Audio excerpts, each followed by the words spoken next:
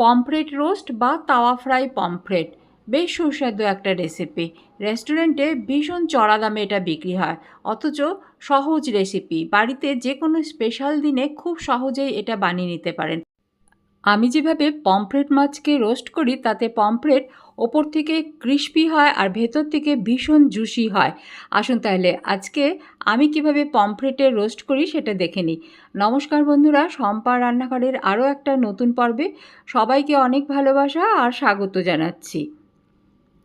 আজকের রেসিপির জন্য এখানে আমি দুটো বেশ একটু বড় সাইজের পমফ্রেট নিয়েছি। এই রোস্ট পমফ্রেটটা একটু বড় সাইজের পমফ্রেট দিয়েই ভালো হয়। এর থেকেও বড় বড় হয়, সেদিনকে বাজারে পেলাম না, এই সাইজটাই পেয়েছি।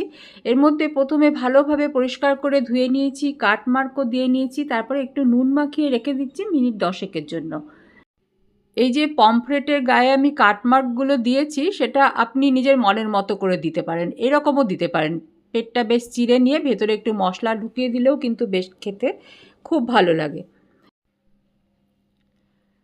নুন মাখানো হয়ে গেছে, এটা সাইডে সরিয়ে রাখলাম। এই সময়ে ম্যারিনেশনের মশলাটা রেডি করে নিতে হবে।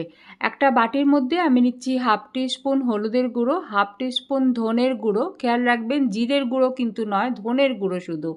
স্বাদ মতো লঙ্কার গুঁড়ো দিলাম, আর দিচ্ছি কিছুটা তেঁতুলের মানে পাল্প যেটা সেটা দিয়ে দিলাম, ধনেপাতা কুচোনো কিছুটা, আর দিচ্ছি রসুন, এরকম বড় বড় 2 কোয়া রসুন গ্রেট করে দিচ্ছি।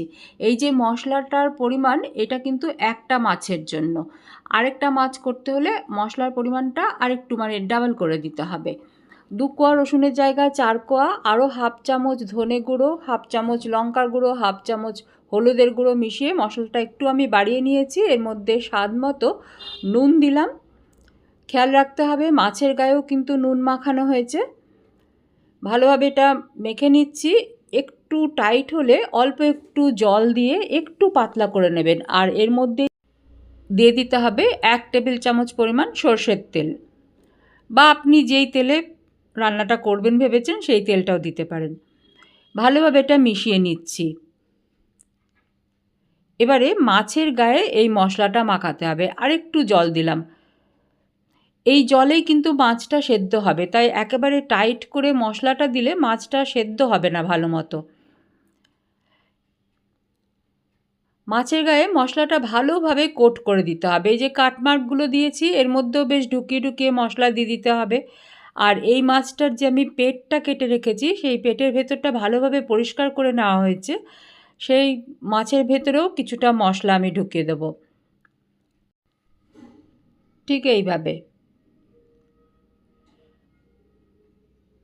মাছের পুরো গায়ে যেন মশলাটা ভালোভাবে কোট করা হয়ে যায় সেটা দেখতে হবে। নিয়ে মিনিট 5 জন্য একে রেস্টে রাখবো।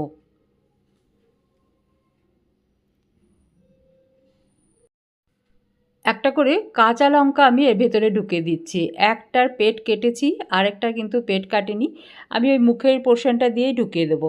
কাঁচা লঙ্কার বেশ ঘ্রাণটাও এর মধ্যে মিশবে, আর কাঁচা লঙ্কার থেকেও যে একটু ভেজা ভাব রয়েছে তাতেও মাছটা সেদ্ধ হতে সাহায্য করবে। এবারে একটা প্লেটের মধ্যে কিছুটা সুজি নিচ্ছি। এবারে একটা মাছ এর মধ্যে বসিয়ে দেবো। এই সুজির মধ্যে অল্প পরিমাণে ময়দাও মিশিয়ে নেওয়া যায় বা বেসনও মিশিয়ে নেওয়া যায়, তবে বেসন মেশালে কিন্তু একটা অন্যরকম ফ্লেভার চলে আসে, তাই আমি বেসন মেশানোটা খুব একটা পছন্দ করি না। ময়দাও মেশানোর দরকার পড়ে না, শুধু সুজি দিয়েই কিন্তু ভীষণ ক্রিস্পি হবে, আর মাছটা একটুও পুড়ে যাবে না, পুরো জুসি থাকবে। আর ওপরে যে এই সুজিটা কড়া করে ভাজা হয়ে যাবে সেটাও খেতে কিন্তু ভীষণ ভালো লাগবে, যেহেতু মশলাটা রয়েছে এর মধ্যে।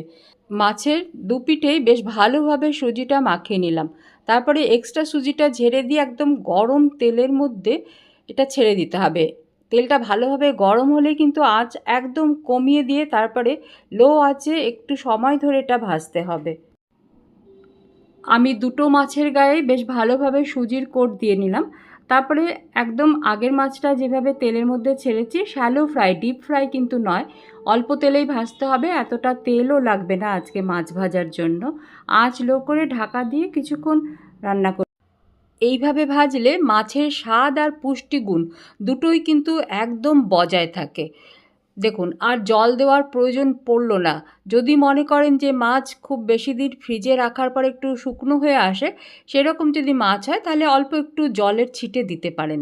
এরকম করে দু পিঠটা বেশ গোল্ডেন করে ভেজে নেব, তবে আঁচ কিন্তু কখনোই বাড়ানো যাবে না, লো আঁচেই ভাজতে হবে। একটু ঢাকা দিয়ে দিয়ে আমি অল্প একটু জলের ছিটে দিয়েছিলাম। মাছ বেশ ভালোভাবে ভাজা হয়ে গেছে, আর ভাজার দরকার নেই। দু পিঠটাই সুন্দরভাবে ভাজা হয়েছে কিনা একটু চেক করে নিয়ে নামিয়ে নিয়ে পরিবেশন করুন। সঙ্গে একটু লেবু পেঁয়াজ দিলেও ভীষণ ভালো লাগবে। এটা রান্না করে ভাত বা পোলাওয়ের সাথেও সার্ভ করতে পারেন। ভাতের সাথে এই তেলটা মেখে খেতেও ভীষণ ভালো লাগবে। আবার এমনি স্টার্টার হিসেবেও এটা সার্ভ করতে পারেন।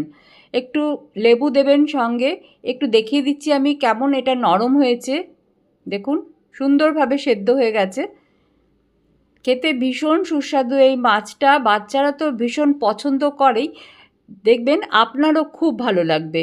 আজকের রেসিপি কেমন লাগলো আমাকে কমেন্ট সেকশানে লিখে জানাতে ভুলবেন না। সবাই খুব আনন্দ করে পুজো কাটান।